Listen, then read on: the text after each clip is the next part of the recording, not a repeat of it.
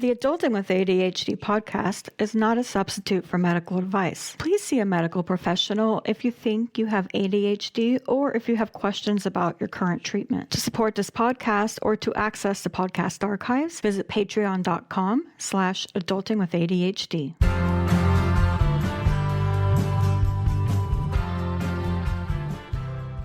This is the Adulting with ADHD podcast, self-empowerment for people with ADHD. I'm very happy today to have with me again, Taucha Post. She is founder of ADHD Yoga. And last time she was here, we did an episode on trying to conceive. How's it going? It's going good. I'm very pregnant now. I nearly leapt out of my chair when I got your email. And I can't wait to hear how it's been going so far. So yeah. What's been going on since we talked last? Yeah, well, so when we talked last, when was it? It was like March, I think, early March. I think, yeah. Yeah, something like that. It was a while ago. It was a long time like ago. 8 months ago. Yeah. It's funny because you asked me to do the interview. And then I think maybe 4 days before our interview on trying to conceive was scheduled, I found out I was actually already pregnant. Wow. But I couldn't tell anybody at the time because it was like I had known for 3 days. So I didn't tell my family. I hadn't told my family yet. It was still really, and I couldn't tell you. So then we did a whole episode on trying to conceive. You were already there. I was already there. But yeah. So yeah, it was a fun surprise. So since then, oh my gosh, what has happened? What hasn't happened? Yeah, we moved. So I'm full term now. So like literally this baby could come at any moment. So I've been through all 3 trimesters now. And in the process of that, Daniel and I were house hunting. And then we also recently moved. We moved in September, the middle of September. So right now it's the middle of October. So we've been in our house for about a month. Yeah. So those are the big things. And also just planning on maternity leave stuff for my business as I take a little bit of a break, not a huge break and not a complete break. Like I'll still be around, just in a different capacity. So just figuring out a way to do that and how I can be the most supportive for ADHDers in a time where I also really need to figure out how to support myself and my new kid. So lots been going on.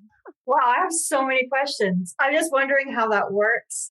When I had maternity leave, I was still with a company. How does that work when you're an independent? How are you going to have another instructor come in, or how does that work? I don't know. And it's funny because like I'm Canadian, right? So I grew up always thinking that I would just have a year off because that's generally what we did. And before this, I was a speech therapist in public health. Like I had the option of taking between 12 and 18 months off of work. But then I switched to having my own company, like having my own small business. And now that's not really an option because I could pay into EI, but I didn't, probably because there's too many steps with paperwork. So thanks, ADHD. And well, thank you, bureaucracy. Yeah, totally. Oh my gosh, so many. Yeah. So right now, how it's going to work is that it's been hard to figure out, honestly. That's something that I'm going to have to figure out. It's something I'm planning for, but because there's a kid involved in a new life that I'm going to get to have to know, there's only so much I can plan for. Yeah. So the plan right now is to take care of myself in a way that actually is like remembering and keeping in mind that taking care of myself is the best way to also take care of my business and the best way to take care of my clients. Because I'm in the business of wellness. Like what kind of example would I be if I'm just like have my baby and I show up to teach 2 yoga classes the next day? Like exactly. Not a good example. So it's figuring out a balance, a new way of showing up. Like it's been thinking about a lot of things that, with my online studio, like what are the challenges a lot of ADHDers face? Where are the barriers for them? How can I show up in a way that isn't completely depleting for me? And so what I'm trying to do with my online studio is to build a community because I feel like ADHDers need a lot of community. And also for myself as a new mom, still in the middle of COVID in Ontario, I need community too. So it's showing up and being supportive for each other. So I'm trying to, so instead of teaching live online classes, I've spent the last 2 years building a very big library of classes. And it's always been available, but I can see in the background on my website how often they're watched. And I can tell that ADHDers come to my live classes more than they use my library. And I get that though, because when there's someone on the other side of the computer, you feel obligated to show up. If there's just a video sitting there that you can access at any time, why would you do that? I myself, as a yoga teacher, have subscribed to other yoga teachers' libraries, and I've used them maybe twice, like 3 times. But it's still a good resource. It still doesn't mean that it's not useful. I just need to figure out how to make it useful for ADHDers or to help it be more accessible. So one of the things that I've done, or I'm thinking of that I will do to try and get everything up and running is, or to be more supportive, is instead of teaching live classes right away after the baby is born, is turning those into body double sessions, wellness body double sessions. So people can come, like my clients can come, and every week I will give recommendations and a theme from the library of something they can practice, a mindfulness practice, an actual class, a longer class, or a pose tutorial or something like that. And then I will give them links for Zoom links that previously lined up with when I actually taught class that are now just when we'll just show up to support each other. And they can choose to either do one of the mindfulness practices or the classes that I recommended, or they can do something like eat their lunch or drink water or go for a walk or journal. But we're just showing up for each other in a way that takes care of ourselves and in a healthy, balanced way. It's not supposed to be pressure. It's just supposed, because these are all the things as ADHDers we know we need to do for ourselves. Like we know to cook for ourselves. We know to drink water. We know to take our vitamins. We know to go for a walk and read a book and all that stuff. But we don't. We don't do it. We just don't do it. We just don't do it. And we know that it's easier when someone else is there and we told them what we're going to do. And then you feel you have some accountability and some motivation. So that's how I'm planning on doing this maternity leave for a little bit. Like I'm going to try and do 8 weeks that way, where my live classes turn into body doubles. And I'm working ahead of time to pick all of the themes and pick all the classes. And I recorded new content for recommendations. And then I'll send them every week and do the body double sessions. And they can choose to do those classes or anything else that takes care of themselves. And I'll be on the other end of my screen doing the same thing, making bone broth, Right, exactly. prepping meals, feeding the kid, talking to a friend, something that is good for my well-being. As an example, that's how I'm planning on doing maternity leave. And that's what I mean. Like, it's not really a leave. I'm still there, but in a different way. Something that's brought me comfort is just knowing that there is affordable private online therapy available anytime and anywhere through BetterHelp. And I just found it to be way more convenient and way more in line with how I prefer to communicate. There's ways to communicate through email, through chat, through phone, whatever is easier for you. And listeners of the Adulting with ADHD podcast can save 10% off their first month today if they sign up. To take advantage of this deal, go to betterhelp.com/ADHD adulting. That is BetterHelp, HELP.com/ADHD adulting. I love that. And I love how you're normalizing it, because I think it's so important for our community to see more of that. It's great. I can't tell you how many times I have hovered over your schedule, like, I'm going to go to this one. I'm going to wake up and drink my damn water and I'm going to do this. I'll tell you what, in the most ADHD form, when I'm ready to body double with someone on anything, like my work or whatever, I'm like, all right, where is everyone? I'm ready to body double. So I think this is spot on. I think you're onto something here. That's cool. That's super cool. I was just on your website and I saw on your schedule that you have like a new moon intention setting session planned. Yeah. And it's so funny because I was just telling I'm meeting a friend for lunch tomorrow. And I was like, we each have projects we're trying to do. And it's, we got to set some intentions, man. I didn't know there was going to be a new moon coming. Yeah. I love that one. I love that class. That one I think I've done for, I think since the new year. And the thing that I really like about that one, so it's 60 minutes of movement and then 30 minutes of guided journaling. So it's the same questions every time. It's usually starts with just reflecting on everything you've just gone through in the past month, like since the last new moon.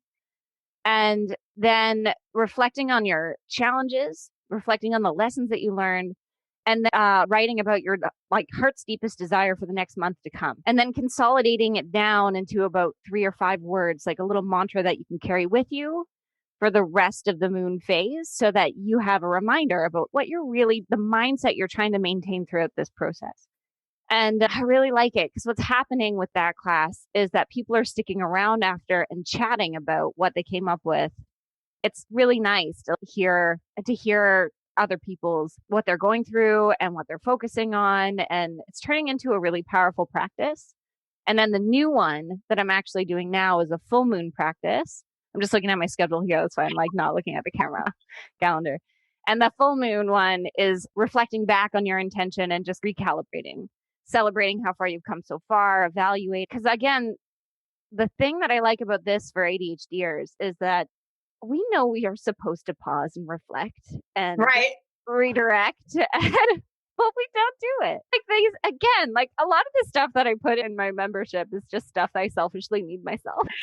I was the same way when I had a community, exactly the same. Yeah. Because I like, these are things I want to do. I want to journal and reflect more regularly, but if I do it on my own, it's just not going to happen. If there's someone else there with me, or that I'm responsible for in some way, I'm going to do it. I'm going to show up. And so I realized the new moon intention setting once a month isn't enough because memory problems are a real thing. So I'm starting this full moon practice so that, again, we can pause and reflect on what it was that our intention was at the beginning and how that's going.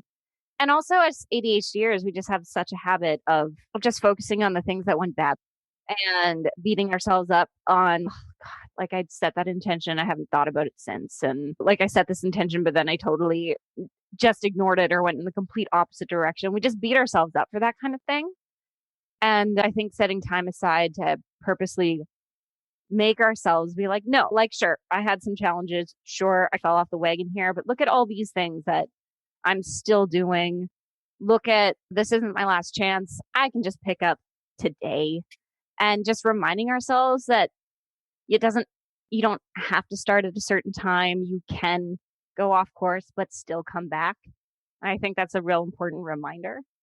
Yeah, that all or nothing kind of mindset where it's, oh, I screwed up, forget it. Worse, I'm hopeless. I'll never get any further. Like all of those thoughts we have, we're so mean to ourselves.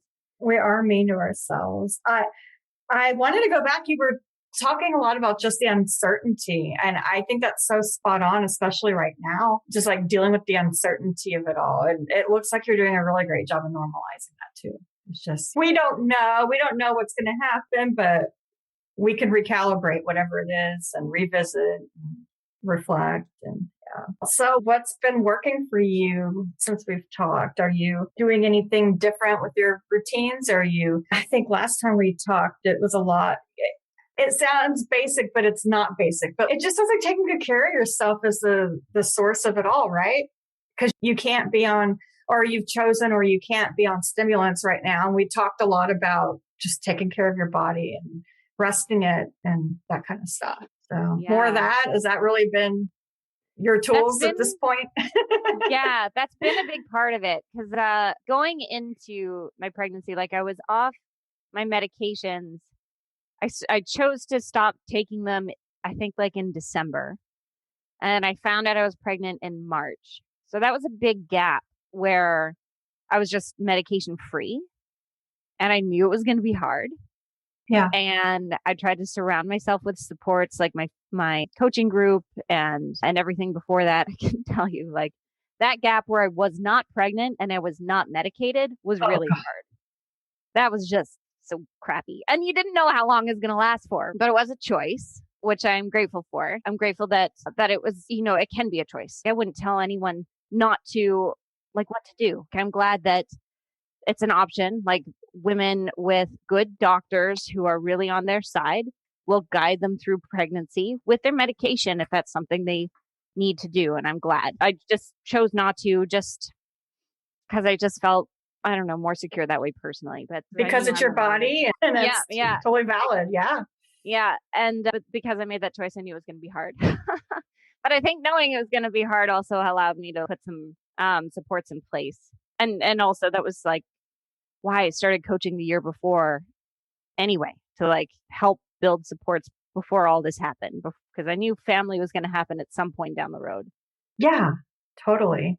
But then once the baby came, the hormone changes, those were super helpful. Oh my God. Yay, estrogen. Yeah, than ever. Oh my gosh. And I think in the email when I like reached out to you after, when I was like, surprise, I'm actually pregnant. I think I told you that some of the biggest differences, like since discovering I was pregnant, like the hormone changes definitely helped me. I did feel like it wasn't quite like I was medicated, but it was almost there. I felt sharper. I felt like I could prioritize. And because I had more self-awareness of my challenges anyway, I knew where my pitfalls were, but I was able to stay focused on a task, and I had more energy, and I was able to prioritize with the supports I had in place. And then having a little baby also just felt like having a built-in like body double. I love that. Oh, yeah. That's so true. It's so true. Like accountability buddy, however you say that. It's so true. Yeah. Yeah, because things that I'm bad at as an ADHDer are things like going to sleep at a decent time and eating regularly and eating good things regularly, taking like supplements, because if you can't see, like the nice thing about ADHD meds is you can take them and they kick in within half an hour. You see a difference. As an ADHDer taking supplements, is this working? Do I don't see an immediate change? So it's harder to follow through. But then being pregnant felt like I just had a little built-in accountability buddy, a little body double. And that was so when I was starting to feel tired, I could notice it. And then I'm like, it's not for me really right now. I have to go to sleep. It's not really my decision. And right. It really helped. I was really surprised. Yeah, my baby taught me how to drink water. I was never a water drinker. I didn't do much of it. I was pregnant. And then I was always checking my pee after that to make sure I was properly hydrated for my baby. So thank you, Gabby, for that. I have my water right now. Cheers. Cheers. Yeah. It's been great catching up with you. Remind the readers where they can all find you online if they don't know already. Yeah, sure. Again, my website is ADHDyoga.ca. So yeah, that's my website, ADHDyoga.ca. If you want to join my email list, you can get a free class and sign up there. When you sign up, stay up to date. I'm also on Instagram at ADHD.yoga. And I think that's it. Those are my main platforms there. ADHDyoga.ca, ADHD.yoga. So you can check me out. Awesome. Check out Taucha. It's been really cool seeing your business growing and your family growing. And it's been wonderful talking with you. Yeah, you too.